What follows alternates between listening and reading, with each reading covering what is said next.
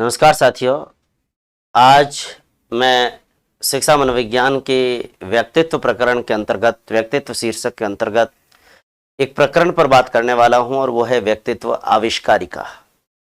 बात जब व्यक्तित्व मापन की आती है तो हम लोग व्यक्तित्व आविष्कारिका यानी कि इन्वेंटरीज कह दीजिए या आत्म प्रतिवेदन मापक कह दीजिए, आत्म प्रतिवेदन मापक के रूप में व्यक्तित्व आविष्कारिकाओं का प्रयोग करते हैं। हम इसे आत्म प्रतिवेदक मापक के नाम से भी जान सकते हैं। मैं बताना चाह रहा हूं आपको, आत्म प्रतिवेदन मापक कह दीजिए, आप इसे स्व प्रतिवेदन मापक कह दीजिए। चाहे तो आत्म प्रतिवेदन मापक कहिए, चाहे तो इसे स्व प्रतिवेदन मापक कहिए। ये इन्वेंटरीज है, इसको हम सेल्फ रिपोर्ट मेजर्स अंग्रेजी में कहना चाहे तो हम इसे कह सकते हैं सेल्फ रिपोर्ट मेजर्स, मतलब खुद की रिपोर्ट के द्वारा मापन करना। अब नाम से ही स्पष्ट है इसका कि सेल्फ रिपोर्ट मेजर्स कह दो, आत्म प्रतिवेदन माप कह दो, स्व प्रतिवेदन मापक कह दो। मैं बताना चाहूंगा इन्हीं आत्म प्रतिवेदन मापक, जिसे हम व्यक्तित्व आविष्कारिका के रूप में, इन्वेंटरीज के रूप में, परिसूची के रूप में पढ़ते हैं। हम इसे स्व प्रतिवेदन मापक भी कह सकते हैं, हम इसे परिसूची का नाम भी दे सकते हैं, परिसूचियों का नाम भी हम इसे दे सकते हैं। हम इसे इन्वेंटरीज भी कह सकते हैं, अंग्रेजी में कहना चाहे तो इन्वेंटरीज।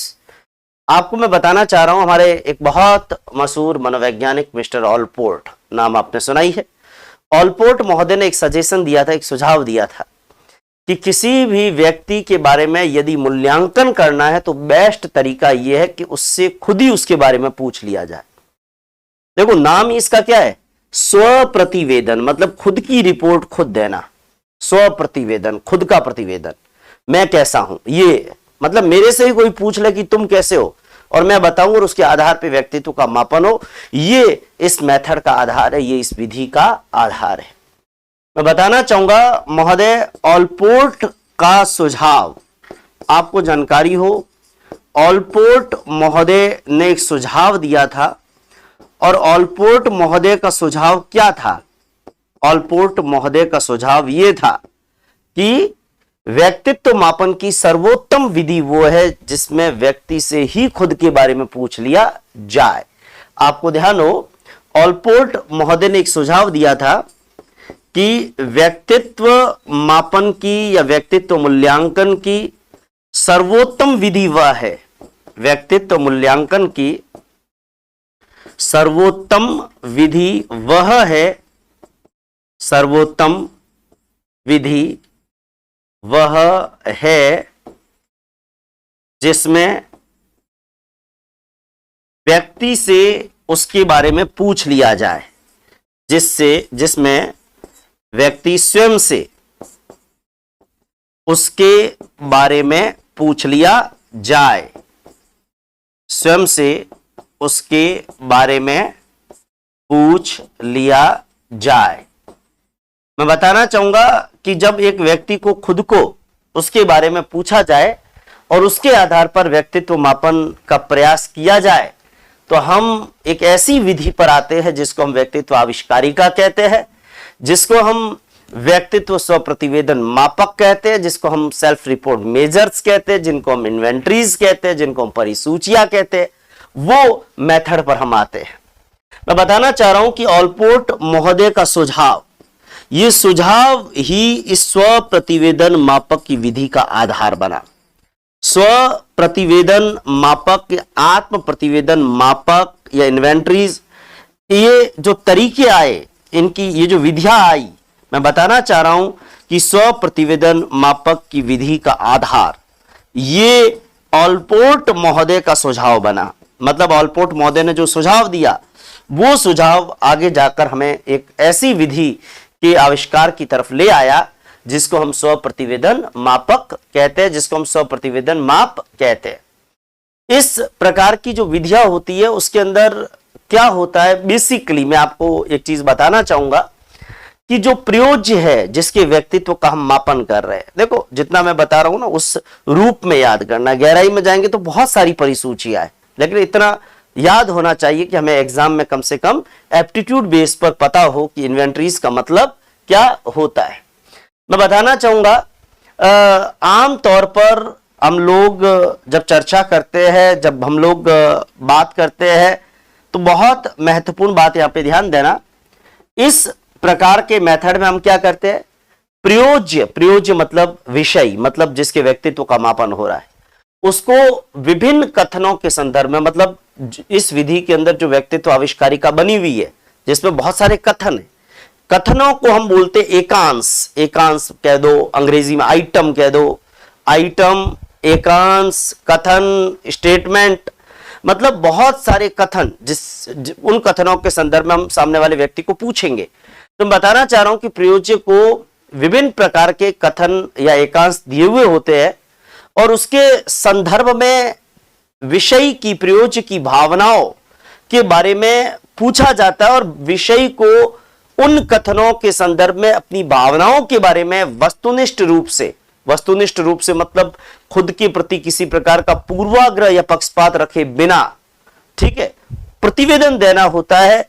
और हम ये अपेक्षा करते हैं कि वो व्यक्ति सही प्रतिवेदन अपने बारे में सही रिपोर्ट करे और उसकी जो अनुक्रियाएं है, उसकी अनुक्रियाओं को उसके द्वारा जिस रूप में भी वो अनुक्रिया दी गई है मूल रूप में स्वीकार करके, और हम अंक देंगे, मात्रात्मक रूप से नंबर देंगे, और फिर परीक्षण के लिए जो भी हमने मापक या गाइडलाइन जो बना रखी है, जो मानक विकसित कर रखे हैं, उसके आधार पर हम सामने वाले के व्यक्तित्व की व्याख्या करेंगे।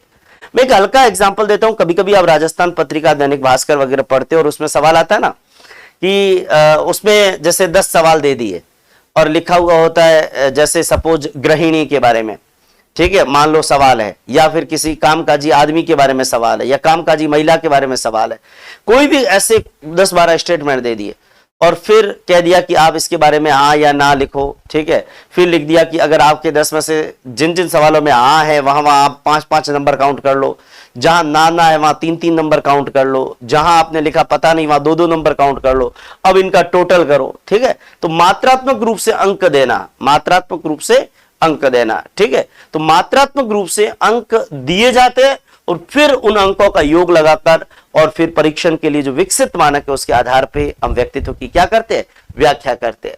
तो मैं इस विधि का तरीका जो आपको बताना चाह रहा हूं, बहुत ज्यादा गहराई में नहीं जाना और हमको कोई विधि यूज नहीं करनी, लेकिन विधि के बारे में बेसिकली पता होना चाहिए।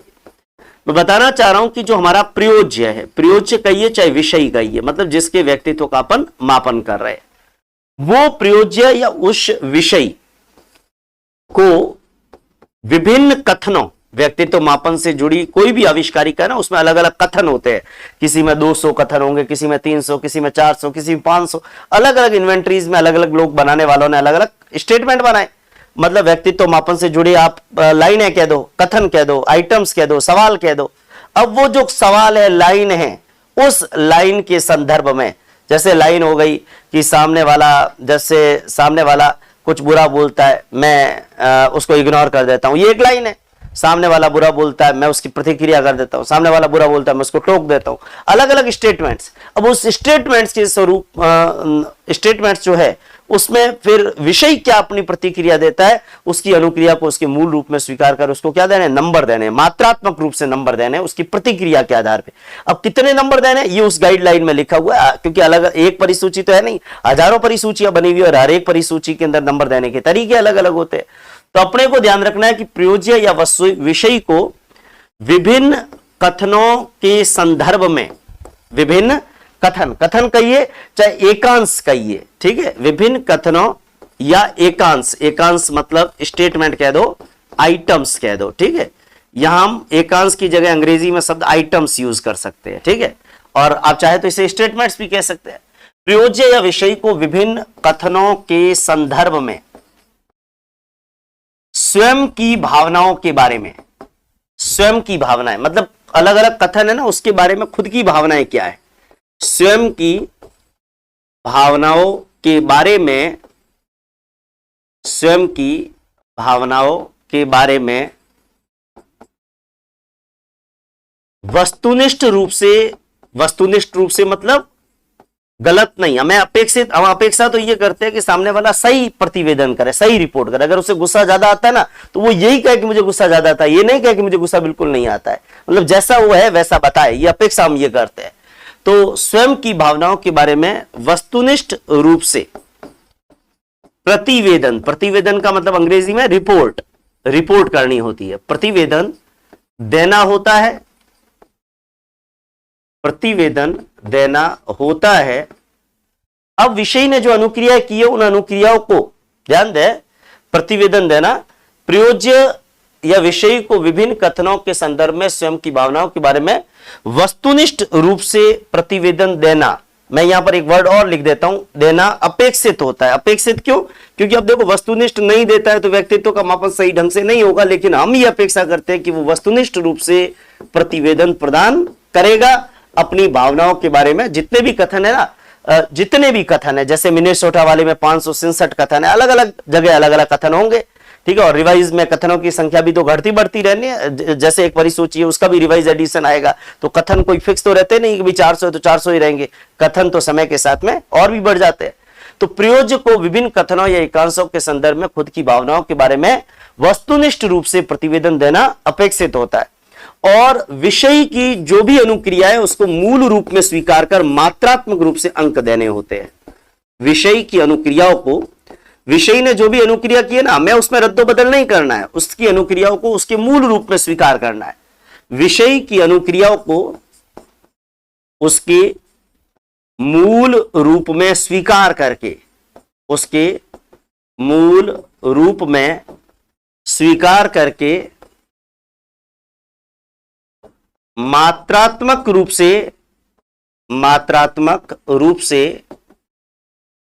अंक देने होते हैं, मात्रात्मक रूप से अंक देने होते हैं, मात्रात्मक रूप से अंक देने होते हैं। और ये जो अंक दिए गए हैं, मैं बताना चाह रहा हूं, परीक्षण हेतु विकसित मानकों के आधार पर, परीक्षण हेतु जो विकसित मानक मतलब गाइडलाइन है, जो भी हर परीक्षण की अपनी गाइडलाइन होती है, परीक्षण हेतु विकसित मानकों के आधार पर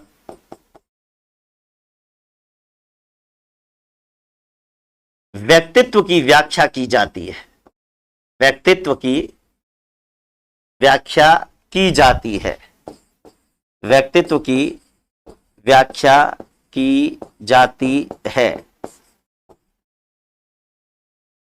तो एक तो महत्वपूर्ण बात अपने को यह ध्यान रखनी है कि प्रयोज्य या विषय को विभिन्न कथनों या एकांशों के संदर्भ में, प्रयोज्य या विषय को विभिन्न कथनों के संदर्भ में अपनी भावनाओं के बारे में वस्तुनिष्ठ रूप से प्रतिवेदन देना होता है, और उनकी इन अनुक्रियाओं को उसके मूल रूप में स्वीकार कर, और हम मात्रात्मक रूप से मतलब न्यूमेरिकली हम क्या करेंगे, नंबर देंगे। और जब हम न्यूमेरिकली नंबर देंगे तो मैं ये बताना चाह रहा हूं कि इन नंबर्स के आधार पर हम जितने नंबर टोटल आए हैं, टोटल नंबर, जैसे मान लो 500 कथन है, हर कथन के बाद में जो गाइडलाइन है, उस गाइडलाइन के आधार पर सामने वाले ने जो जवाब दिया उसके आधार पर उसको कितने नंबर देने, नंबर देंगे, फिर नंबर की टोटल होगी, टोटल के बाद में जो गाइडलाइन है उस परीक्षण की, उसके आधार पर हम सामने वाले के व्यक्तित्व की क्या करेंगे, सामने वाले के व्यक्तित्व की हम व्याख्या करेंगे। ये बहुत महत्वपूर्ण बात अपने को दिमाग के अंदर रखनी है।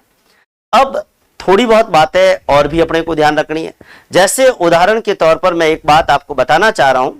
मैंने एक बात आपको ये तो कही कि ऑलपोर्ट महोदय ने सजेशन दिया था कि व्यक्ति के व्यक्तित्व का मापन करना, उसको खुद को ही पूछ लो कि भाई तू कैसा है, और इस आधार पर ये व्यक्तित्व की आविष्कारिकाएं तैयार हुई धीरे धीरे।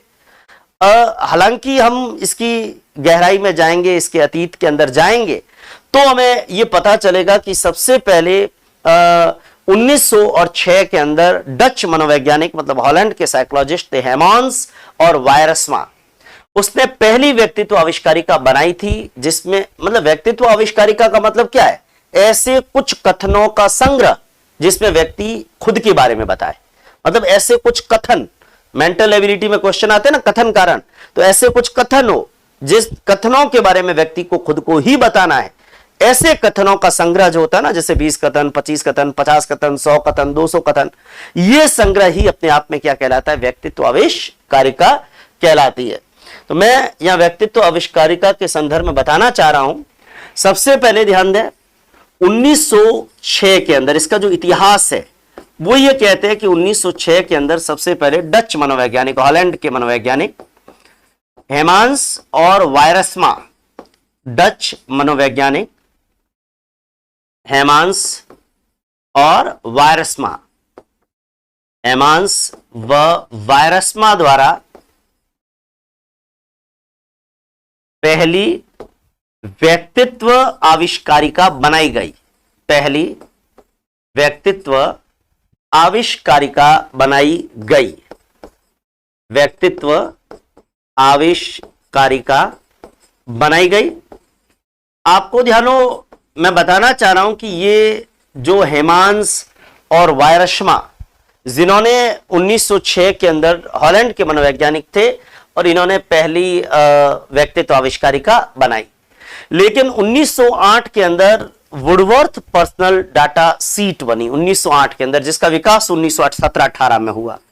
1907-8 का लगभग समय रहा होगा। महोदय वुडवर्थ ने एक बनाई, वुडवर्थ पर्सनल डाटा सीट, ठीक है, वो भी एक प्रकार की व्यक्तित्व आविष्कारिका ही थी। Woodworth personal data sheet, data sheet, आपको जानकारी हो, कहने का मतलब वुडवर्थ पर्सनल डाटा सीट, इसका निर्माण जो है 1907-8 के अंदर हुआ और 1918 के अंदर इस वुडवर्थ पर्सनल डाटा सीट का वुडवर्थ ने क्या किया? वुडवर्थ की इस आविष्कारिका का विकास हुआ। 1917-18 के अंदर वुडवर्थ ने इसका विकास किया, यानी इसको और ज्यादा डेवलप किया। तो आपको जानकारी हो 1907-8 में बनाया और 1917-18 में वुडवर्थ ने इस आविष्कारिका का क्या किया? डेवलपमेंट किया। इस आविष्कारिका का मतलब और ज्यादा इसको रिवाइज करना, या यूं कहूं कि उसको संशोधित करना। तो क्योंकि समय के साथ में इंप्रूव करना पड़ता है, शुरुआत में जब आविष्कारिका बनी तो उसमें खामियां भी बहुत रही होगी।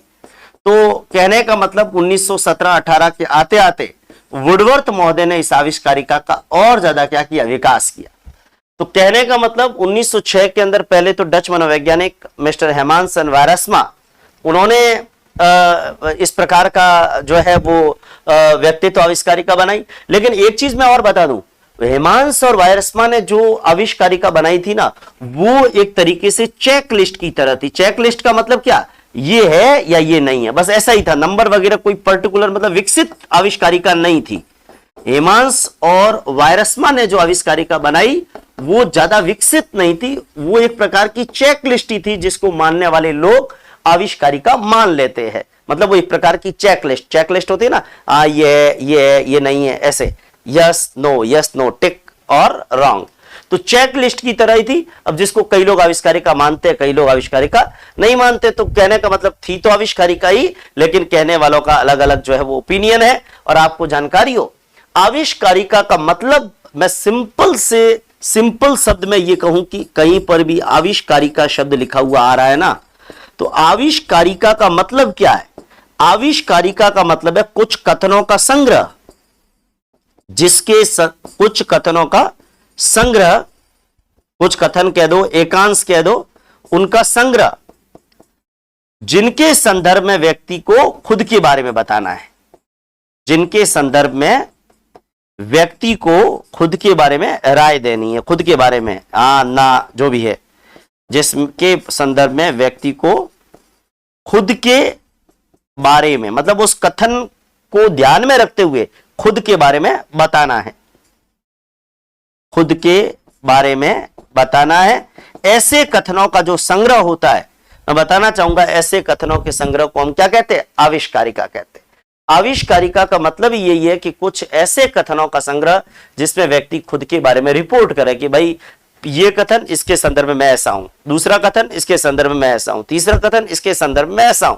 तो ऐसे जो कथनों का संग्रह होता है ना, ऐसे कथनों के संग्रह को हम क्या कहते हैं? ऐसे कथनों के संग्रह को हम कहते हैं आविष्कारिका। पहली आविष्कारिका डच मनोवैज्ञानिक हेमांस और वायरस्मा ने बनाई उसके बाद में हालांकि वो आविष्कारिका कम और चेकलिस्ट ज्यादा थी। लेकिन उसके बाद 1907-8 मैं आपको एक चीज और बता दूं, बहुत सारी किताबों में पहली आविष्कारिका वुडवर्थ द्वारा भी बताई गई। अगर हेमांस और वायरसमा ऑप्शन में नहीं आए तो अपने को ध्यान रखना है, पहली आविष्कारिका, पहली विकसित आविष्कारिका के रूप में बहुत सारे लोग वुडवर्थ को मान सकते हैं, ठीक है ना। अगर हेमांस और वायरसमा विकल्प में हो तो आपको पहली प्रायोरिटी ये लिखनी है, और ये ऑप्शन में नहीं हो तो सेकंड प्रायोरिटी वुडवर्थ को ध्यान रखना है। तो पहली आविष्कारिका के संदर्भ में एक चीज और बता दूं, वुडवर्थ ने भी इसको डेवलप किया था 1917-18 में, और जब वुडवर्थ ने आविष्कारिका को विकसित किया तो इसका नाम क्या था, WPDI। WPDI का मतलब क्या हुआ, WPDI का मतलब Woodworth personal data inventory. Woodworth personal data inventory मतलब परिसूची, इन्वेंट्री, ठीक है। और इसके अंदर मैं आपको बताना चाह रहा हूं कथन थे 116 कथन या 116 एकांश थे, जिसके संदर्भ में व्यक्ति को अपनी राय देनी थी। तो कहने का मतलब यह है कि वुडवर्थ पर्सनल डाटा इन्वेंट्री जो 1917-18 में डेवलप जब हुई तब, ठीक है, कितने कथन थे, 116 कथन थे, और जिसके बारे में व्यक्ति को खुद की राय जो है देनी थी, खुद के बारे में उसको बताना था। ये बहुत महत्वपूर्ण बात यहां पर ध्यान रखनी है। इसके अलावा मैं आपको अब कुछ और महत्वपूर्ण आविष्कारिकाओं के बारे में यहां पर जानकारी देना चाहूंगा। कुछ महत्वपूर्ण आविष्कारिकाओं के बारे में जानकारी दूं, जैसे MMPI। देखो, आप इन आविष्कारिकाओं की गहराई में जाएंगे ना तो ये आविष्कारिकाएं भी ऐसा नहीं कि जैसी बनी वैसे, समय के साथ में बहुत सारी बार चेंज हुई, कथनों की संख्या भी चेंज हुई, ठीक है। हमें उतना ही ध्यान रखना है जितना हमारे काम की चीज है। MMPI की बात करूं, इसको मिनेसोटा मल्टीफेजिक का मतलब बहुपक्षीय, मिनेसोटा मल्टीफेजिक पर्सनालिटी इन्वेंट्री मतलब मिनेसोटा बहुपक्षीय व्यक्तित्व परिसूची। MMPI कह दो या इसे कह दो मिनेसोटा नगर है अमेरिका का, मिनेसोटा बहुपक्षीय, मिनेसोटा मल्टीफेजिक मतलब बहुपक्षीय, मिनेसोटा बहुपक्षीय व्यक्तित्व मतलब पर्सनैलिटी, और इन्वेंट्री मतलब परिसूची।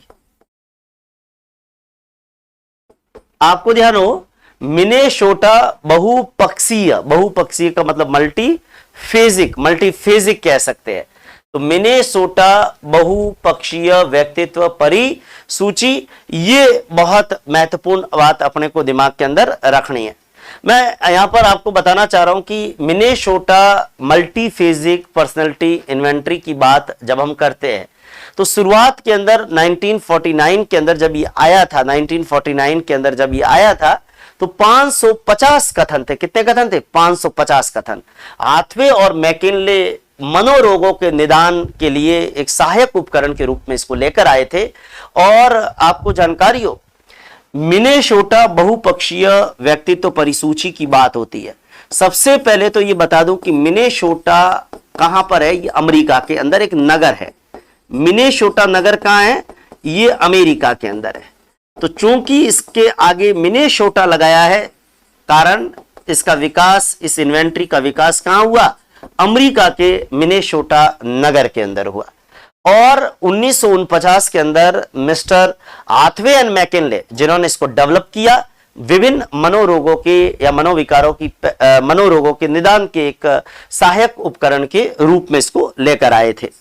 तो सबसे पहले 1949 में आपको जानकारी हो, हाथवे और मैकिनले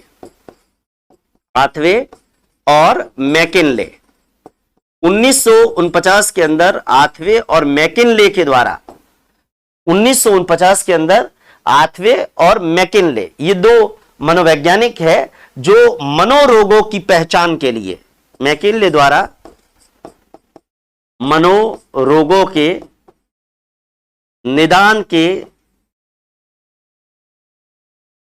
सहायक उपकरण के रूप में विकास किया। सहायक उपकरण के रूप में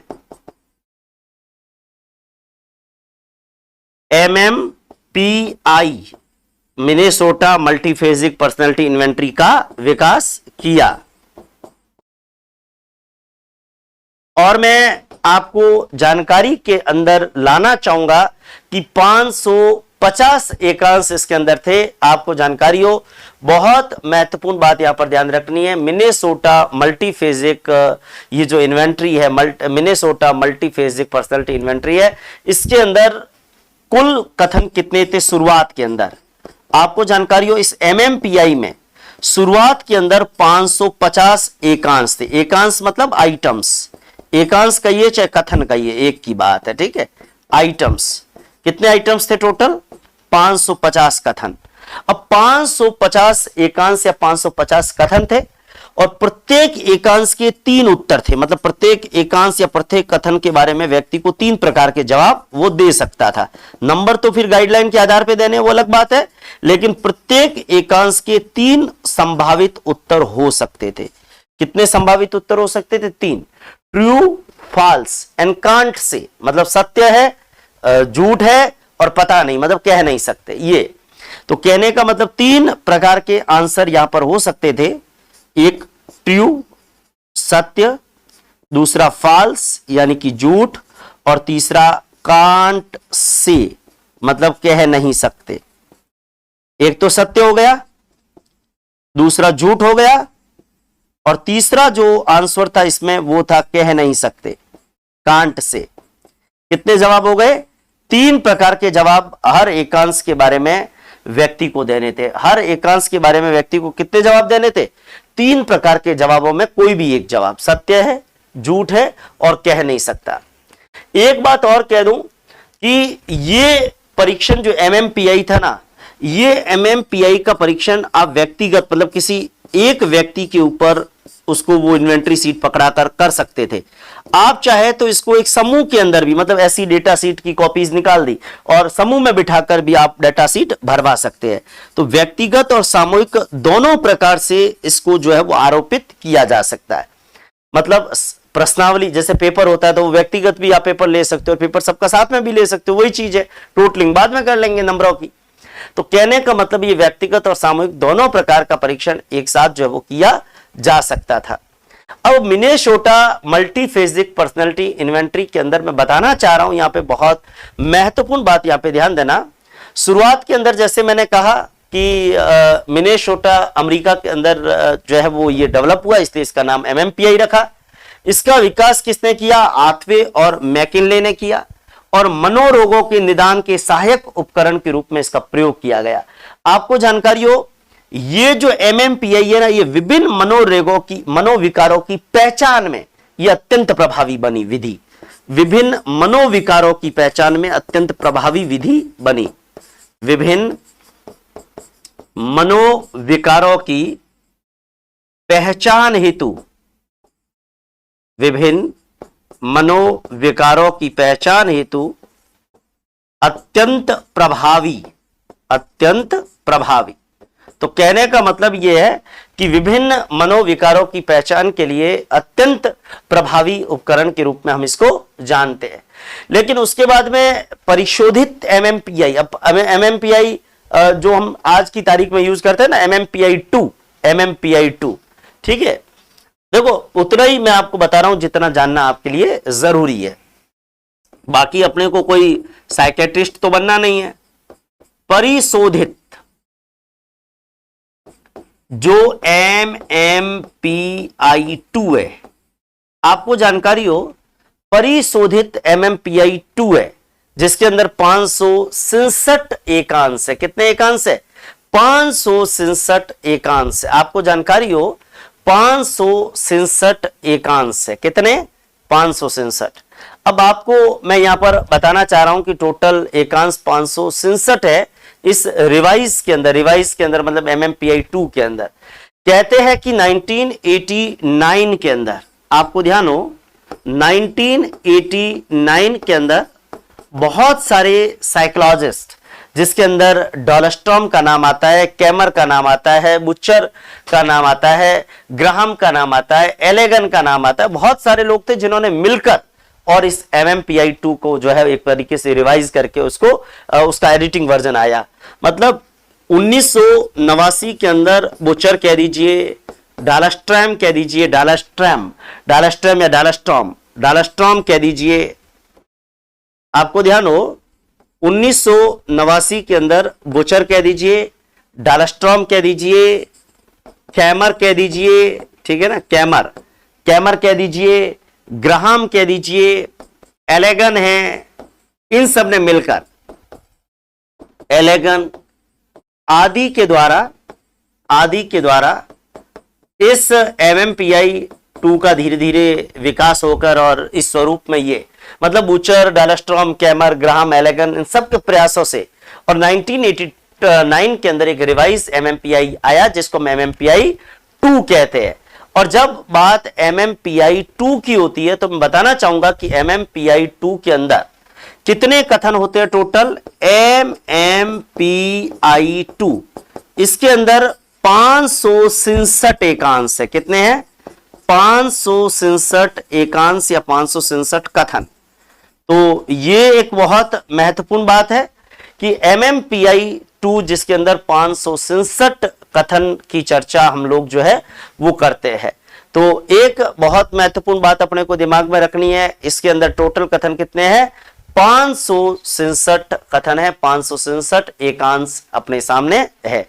ये एक बहुत महत्वपूर्ण बात ध्यान रखनी है। 567 एकांश है और 567 एकांशों के अंदर व्यक्ति को सही या गलत इस संदर्भ में उसको अपनी प्रतिक्रिया देनी होती है। सही गलत या कह नहीं सकते, इस तरीके से उसको अपनी प्रतिक्रिया देनी होती है। और मैं बताना चाह रहा हूं कि इस MMPI 2 के अंदर कहते हैं कि 3 वैधता मापनी है। अब ये क्या है, इसकी गहराई में अपने को नहीं जाना है, ठीक है। 3 वैधता मापनी है, जो मतलब सामने वाले की प्रतिक्रिया की वैधता उसकी जांच के लिए, लेकिन इसकी गहराई में अपने को जाना नहीं है। और 10 नैदानिक उपमापनियां है। देखो नैदानिक क्यों? क्योंकि मनोविकारों का निदान ही तो इसमें हम कर रहे हैं। उपमापनियां मतलब अलग अलग प्रकार के मनोविकारों के लिए अलग अलग प्रकार के कथनों का समूह, और ऐसी करके टोटल 10 नैदानिक उपमापनियां यहां पर काम आ रही है। तो 3 वैधता मापनियां है इसके अंदर, इस प्रकार के टेस्ट में MMPI 2 के अंदर। और मैं बताना चाह रहा हूं कि 10 जो है नैदानिक उपमापनियां। अब 10 नैदानिक उपमापनियां किस किस संदर्भ में, जैसे एक नैदानिक उपमापनीय स्वकाय दुश्चिंता रोग के लिए, एक है अवसाद के लिए, एक है हिस्टीरिया के लिए, एक है मनोविकृत विसामान्यता के लिए, एक है पुरुषत्व स्त्रीत्व के लिए, एक है मनोविदलता के लिए, एक है मनो दौर्बल्य के लिए, एक है सामाजिक अंतर्मुक्ता के लिए। ऐसे करके और टोटल मिला के जो है और भी करके और 10 हो जाएगी नैदानिक उपमापनियां। मगर ये जरूरी नहीं, हमें इनके नाम याद नहीं करने, इसलिए मैं आपको यहां पर लिख नहीं रहा हूं। और मैं आपको यहां पर बता रहा हूं कि ये जो MMPI 2 काम आ रहा है, ये विभिन्न प्रकार के मनोविकारों की पहचान के लिए काम आ रहा है। आपको जानकारी हो, भारत के अंदर इसी तरीके की परिसूचियां तैयार हुई है। मलिक और जोशी ने JMPI तैयार किए। JMPI मतलब जोधपुर। देखो MMPI की तर्ज पर भारत के अंदर JMPI तैयार हुआ। तर्ज पर आपको जानकारी हो, MMPI की तर्ज पर भारत के अंदर एक परिसूची आई जिसको हम कहते हैं JMPI। JMPI का मतलब क्या? जोधपुर बहुपक्षीय, जोधपुर राजस्थान, जोधपुर बहुपक्षीय व्यक्तित्व परिसूची। जोधपुर बहुपक्षीय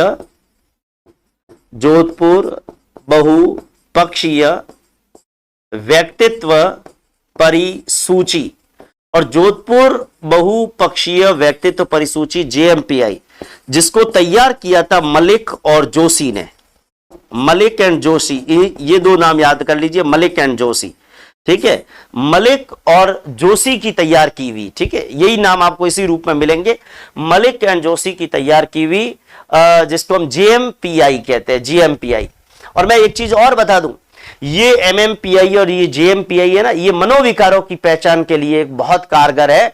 जैसे उदाहरण के तौर पर 16 साल से ज्यादा उम्र के जो बच्चे होते हैं, किशोर होते हैं ना, उनमें हिस्टीरिया का पता करना हो, साइकोपैथ का पता करना हो, या उसके अंदर स्काइजोफ्रेनिया का पता करना, बहुत सारी ऐसे मनोविकार है, मनोदुर्बल्यताएं है, मनोविकार है, ठीक है। जब हम अधिगम अक्षमता का टॉपिक आएगा तो हम बहुत सारे मनोविकारों की बात वहां पर लर्निंग डिसेबिलिटीज में करेंगे आगे जाकर, तब मैं आपको इन पे विस्तार से बताऊंगा। तो कहने का मतलब यहां बहुत महत्वपूर्ण बात अपने को दिमाग के अंदर रखनी है। ये चीज मुझे लगता है आपको समझ में आई होगी। देखो, व्यक्तित्व परिसूचियां बहुत सारी है। जैसे एक मैं आपके सामने और व्यक्तित्व परिसूची की बात करूं, जैसे उदाहरण के तौर पर महोदय आइजेनक व्यक्तित्व प्रश्नावली, जिसको ईपीक्यू कहते हैं, आपको जानकारी हो, व्यक्तित्व आविष्कारिका में ही एक सेकंड नाम और ले रहा हूं, आइजेनक। आइजेनक व्यक्तित्व प्रश्नावली, आइजेनक व्यक्तित्व प्रश्नावली। आपको जानकारी हो, आइजेनक व्यक्तित्व प्रश्नावली की बात अगर करूं तो आइजेनक व्यक्तित्व प्रश्नावली यानी जिसको हम ईपीक्यू कहते हैं, आपको जानकारी हो, प्रारंभ में बहुत महत्वपूर्ण बात ध्यान देना, प्रारंभ में व्यक्तित्व के दो आयाम जो आइजेनक ने बताए, हमने व्यक्तित्व में पहले पढ़ा ना, आइजेनक ने अंतर्मुक्ता, बहिर्मुक्ता, संवेगीय स्थिरता, अस्थिरता और मनस्थापिता, मतलब जिसको हम कहते हैं साइकोसिटिज्म, ठीक है ना। तो कहने का मतलब शुरुआत के अंदर प्रारंभ में आइजेनक व्यक्तित्व प्रश्नावली, जिसके अंदर प्रारंभ में दो आयामों के मापन पर बल दिया गया, प्रारंभ में दो आयामों के मापन पर बल दिया गया, एक अंतर्मुक्ता बहिर्मुक्ता, अंतर्मुक्ता बहिर्मुक्ता, अंतर्मुक्ता बहिर्मुक्ता। एक बात और कह दूं, इसको शॉर्ट में आप कहना चाहे ना, आइजेनक व्यक्तित्व प्रश्नावली, इसको ईपीक्यू कह सकते हैं, आइजेनक पर्सनैलिटी क्वेश्चनएयर, ठीक है ना, ईपीक्यू। तो शुरुआत के अंदर दो आयाम के मापन पर बल दिया गया, अंतर्मुक्ता बहिर्मुक्ता, और इसके अलावा संवेगीय स्थिरता अस्थिरता, संवेगीय स्थिरता अस्थिरता, संवेगीय स्थिरता अस्थिरता, ठीक है। प्रारंभ में दो आयामों के मापन पर बल दिया गया, लेकिन कालांतर के अंदर एक तीसरा आयाम और जोड़ा गया, और तीसरा आयाम था मनस्थापिता। कालांतर में एक तीसरे आयाम को इसके अंदर जोड़ा गया, तीसरा आयाम भी इस प्रकार के ईपीक्यू के अंदर जोड़ा गया। तो तीसरा आयाम क्या था? तीसरा आयाम था मनोस्थापिता। मनोस्थापिता मतलब अंग्रेजी में बोलते हैं साइकोसिटिज्म, साइकोसिटिज्म, ध्यान देना। तो कहने का मतलब कालांतर के अंदर इस प्रकार की प्रश्नावली के अंदर एक तीसरा आयाम भी इसके अंदर जोड़ा गया, मनोस्थापिता, या जिसको अंग्रेजी में कहते हैं साइकोसिटिज्म, साइकोसिटिज्म। तो मैं यहां पर आपको बताना चाह रहा हूं, ये जो ईपीक्यू है, आइजेनक व्यक्तित्व प्रश्नावली, उसमें पहले केवल इन दो आयामों से जुड़े प्रश्न नहीं थे, फिर तीसरे आयाम से जुड़े एकांश या कथन भी जोड़े गए। ये जो तीसरा आयाम है ना, मनोस्थापिता, ये वास्तव में मनोविकारों से संबंधित है, जो दूसरों के लिए भावनाओं में कमी, दूसरों के साथ अंतःक्रिया का कठोर तरीका, सामाजिक परंपरा की अवज्ञा की प्रवृत्ति, सामाजिक परंपराओं को तोड़ने की प्रवृत्ति, वो सारी चीजें जिसमें होती है ना। देखो, मनोस्थापिता का मतलब यहां पर पागलपन से नहीं है, मैं फिर कह दूं, यहां मनोस्थापिता का मतलब यह नहीं है कि आदमी को पागल हमने कहा है। मनोस्थापिता किससे संबंधित है? मनोस्थापिता मनोविकार से संबंधित है, मनोविकारों से संबंधित है। मनोस्थापिता जो है ना, ये मनोविकारों से संबंधित है, मनोविकारों से संबंधित है, जो दूसरों के लिए भावनाओं में कमी, मतलब दूसरों के प्रति फीलिंग्स नहीं हो, दूसरों के प्रति भावनाओं में कमी, दूसरों के प्रति भावनाओं में कमी। देखो, मैंने क्या लिखा, ये मनोविकारों से संबंधित है, जो दूसरों के प्रति भावनाओं में कमी, लोगों के साथ अंतःक्रिया का कठोर तरीका, लोगों के साथ अंतःक्रिया का कठोर तरीका, सामाजिक परंपराओं की अवज्ञा की प्रवृत्ति। ये जो मनोविकार होते हैं ना, किसी में कोई आदमी होता है जो समाज की हमेशा एंटी चलता है, ये भी एक प्रकार का मनोविकार है। सामाजिक, अच्छी परंपरा उसका भी विरोध, बुरी परंपरा उसका भी विरोध, समाज के उल्टा ही चलना, सामाजिक परंपराओं की अवज्ञा की प्रवृत्ति इत्यादि। ध्यान दें, इत्यादि चीजें, ठीक है। ये जो चीजें है ना, इन सबको रिप्रेजेंट करता है, ध्यान देना, मनोविकारों से संबंधित है, जो दूसरों के प्रति भावनाओं में कमी, लोगों के साथ अंतःक्रिया का कठोर तरीका, सामाजिक परंपराओं में अवज्ञा, ये सारी चीजें से जुड़े जो सवाल पूछे जाते हैं वो इस तीसरे आयाम में पूछे जाते हैं, जिसको अपन क्या कहते हैं, मनोस्थापिता कहते हैं, जिसको हम क्या कहते हैं, मनोस्थापिता कहते हैं।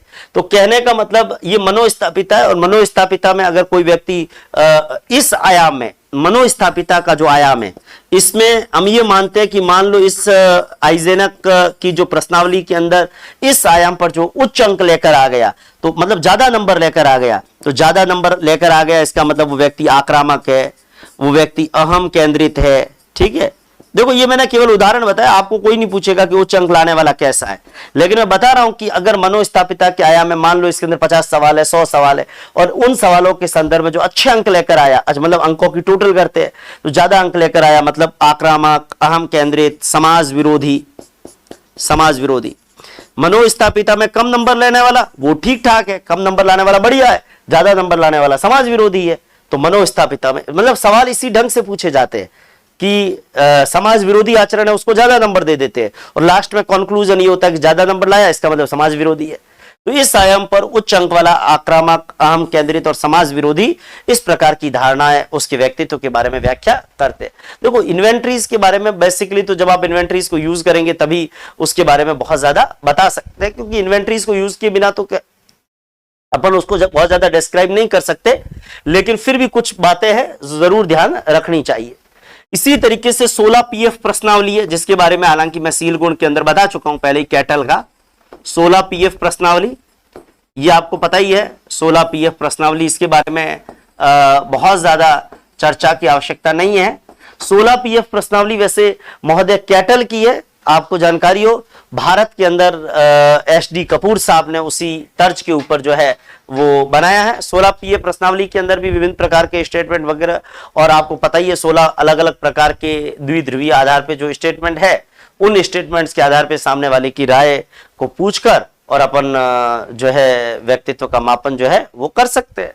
तो 16 पीएफ प्रश्नावली, इसके बारे में भी बहुत ज्यादा गहराई से नहीं जाना है, कैटल का ही है। और आपको ध्यान है कैटल का प्रतिकारक प्रणाली का सिद्धांत है, प्रतिकारक प्रणाली का सिद्धांत।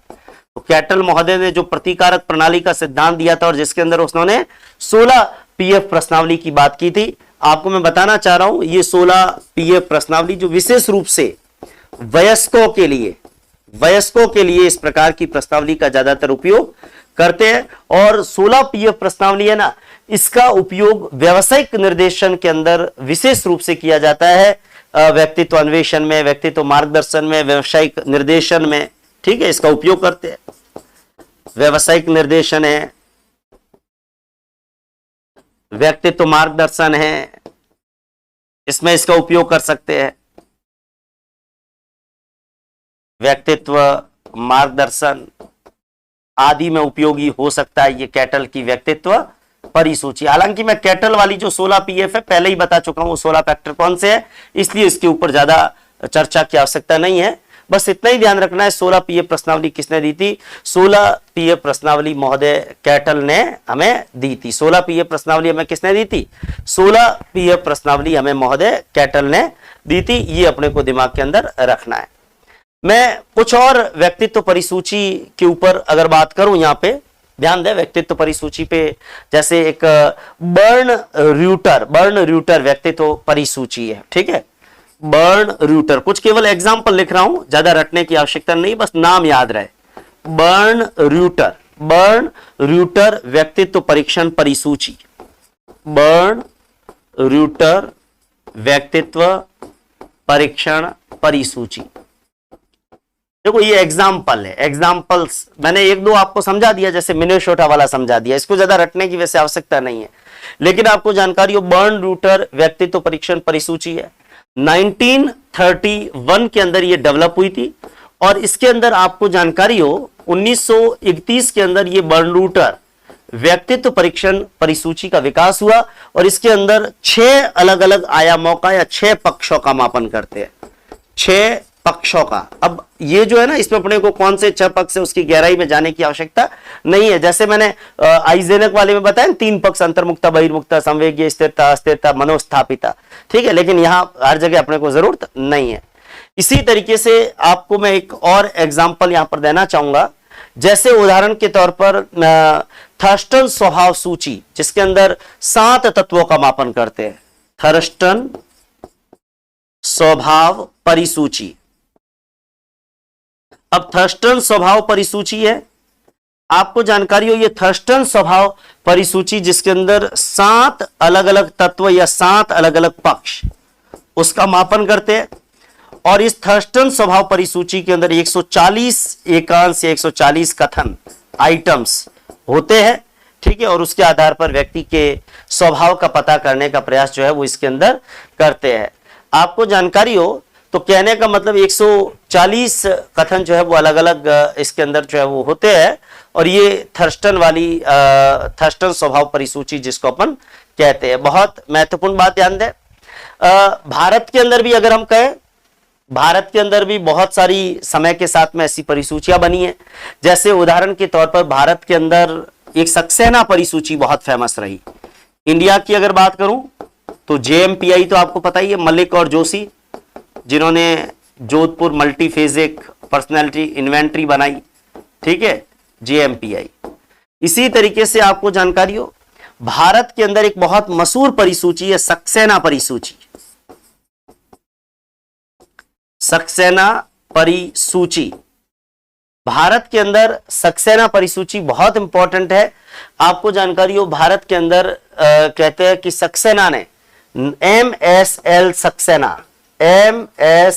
सक्सेना, इन्होंने 1959 के अंदर इसको डेवलप किया था सक्सेना परिसूची को। और मैं बताना चाहूंगा कि इसके अंदर 11 साल से ऊपर के व्यक्ति के लिए ये परिसूची बनाई थी। 11 प्लस व्यक्ति के लिए। 11 प्लस व्यक्ति का मतलब 11 से ज्यादा उम्र का जो व्यक्ति है, ठीक है, या किशोर कह दो, 11 साल से ऊपर का जो भी व्यक्ति है, चाहे किशोर है, उसके लिए इस विधि को बनाया था सक्सेना परिसूची। ये बहुत महत्वपूर्ण बात अपने को ध्यान रखना है। भारत के अंदर एक ताराचंद व्यक्तित्व परिसूची भी है। ताराचंद व्यक्तित्व परिसूची ताराचंद ने बनाई थी। ताराचंद व्यक्तित्व परिसूची, कहते हैं कि भारत के अंदर एक ताराचंद व्यक्तित्व परिसूची भी है जिसको डॉक्टर DT ताराचंद ने बनाया था 1965 में, ठीक है। मैं केवल नाम बता रहा हूं कि आपको पता चले कि ये अलग अलग है, बाकी इसको ज्यादा रटने की जरूरत नहीं है। डॉक्टर DT ताराचंद, इन्होंने 1965 के अंदर इसको डेवलप किया था, जिसको हम ताराचंद व्यक्तित्व परिसूची कहते हैं। और इसी तरीके से MN पालसेन ने भी किया था। एक पालसेन व्यक्तित्व परिसूची भी भारत में चलती है। पालसेन व्यक्तित्व परिसूची, ये सारी आविष्कारिका है। अपने को MMPI है ना, उसी को थोड़ा ढंग से पढ़ना है, बाकी को केवल रीडिंग कर लेना है, क्योंकि सारी रटने की चीजें हैं, इसलिए बहुत ज्यादा गहराई में जाने की आवश्यकता भी नहीं है। तो पालसेन व्यक्तित्व परिसूची ये मिस्टर पालसेन ने बनाई थी। और आपको जानकारी हो, ये भी 1965 के लगभग बनी थी। तो कहने का मतलब ये भारत में कुछ बनी हुई फेमस परिसूचियां है जिनके एग्जाम्पल्स है। इतना ही ध्यान रखना है। और सबसे ज्यादा मैं फिर कह रहा हूं, दिमाग के अंदर आप विशेष रूप से एक तो ये समझ लो कि परिसूची या आविष्कारिका का मतलब क्या होता है। मतलब ये कि कुछ ऐसे कथन या कुछ एकांशों का समूह है, जिस हर कथन के बारे में विषय को उसकी भावनाएं पूछेंगे। विषय से ये अपेक्षा है कि वो वस्तुनिष्ठ रूप से हर कथन के बारे में अपनी रिपोर्ट देगा। हम हर उसकी अनुक्रिया पर उसको नंबर देंगे, नंबर का टोटल करेंगे, और फिर जो स्टैंडर्ड गाइडलाइन है हर परीक्षण की, उस गाइडलाइन के आधार पर हम व्यक्तित्व को जो है वो डिस्कस करेंगे, व्यक्तित्व की व्याख्या करेंगे। तो जैसे MMPI में शुरुआत में 550 कथन थे, फिर MMPI 2 के अंदर 567 कथन है। ऐसे ही जैसे मैंने वुडवर्थ पर्सनल डाटा सीट बताई 116 कथन, तो अलग अलग डाटा सीट में किसी में 140 कथन, किसी में 200 कथन, किसी में 400 कथन, और हर कथन पर जो भी प्रतिक्रिया है उनको नंबरिंग करनी होती है, फिर टोटल करना होता है, फिर नंबर्स के आधार पे जो भी हर परीक्षण की गाइडलाइन है उसके आधार पे व्यक्तित्व की व्याख्या करनी होती है। तो ये आपका टॉपिक है व्यक्तित्व आविष्कारिका या व्यक्तित्व परिसूचियां। धन्यवाद। वंदे मातरम।